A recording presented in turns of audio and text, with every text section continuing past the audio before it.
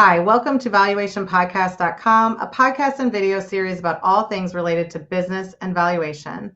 My name is Melissa Gragg, and I'm a financial mediator and business valuation expert in St. Louis, Missouri. My guest today is Michael Keppel, and we're doing a series about various case studies. He has over 30 years of experience and primarily focused on technology, manufacturing, and service organizations in one of his two companies, which is he founded eCapital Financing, which helps startups in the LA area and Western New York regions, but he also owns Lakelet Advisory Group located in New York. And so, even as we get started in this process, Michael, maybe just give them a little idea of some of your background. And, maybe we start talking about how valuing intellectual property is really challenging and why you choose to be in this space. Oh, thank you.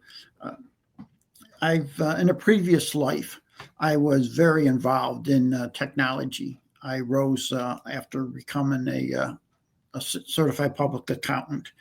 I got into programming, IT. I was a senior IT executive of Fortune 500 companies. I invest and acquired a few medical device companies myself. So I feel comfortable on both sides of the street, if you will, Melissa.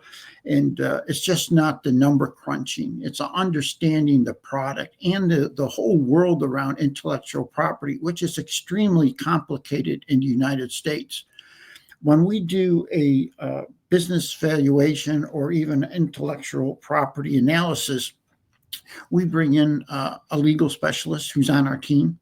That you cannot avoid that side of the issue. Have a lot of experience in it. My niche is in software and medical devices. Intellectual property has a whole host of unique challenges to it.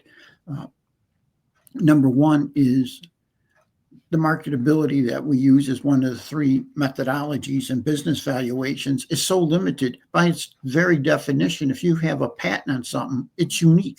So you can't say, okay, I'm going to compare it to XYZ. Where if you have a metal fabrication company, for example, there's a lot of multiples out there, and there's a lot of companies out there you can do the research on. The other thing with intellectual property, it's usually in its nascent portion of its career. It's on the life cycle. It's relatively young. Intellectual property obviously cannot last more than 2 decades, but it's usually when we get involved in the IP, it's earlier in the process, before or just as it started to generate money.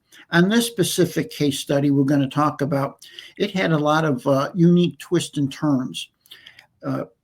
This is a fantastic medical device.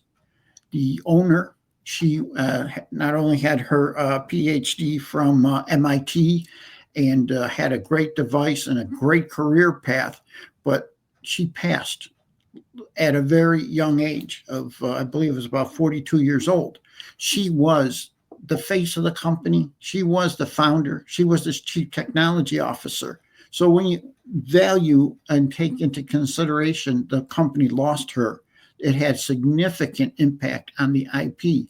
Even though the IP was documented, it couldn't necessarily go to the next level.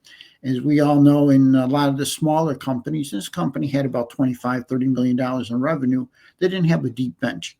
So the loss of the founder impact not only the value of the IP, but of the estate. We were brought in to do a valuation of the entire estate. And this was their main asset within the estate. So it had a couple layers, this business valuation. And that's why I selected to write a case study on this specific one. I don't want to run one that's typical. The more twists and turns in it, the better case study it makes.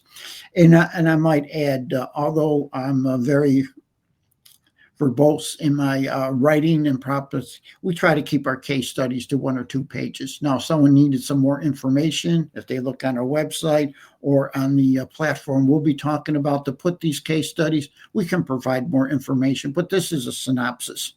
I don't want to write a book on all the case studies, just to talk about the case study and show some interest in this one.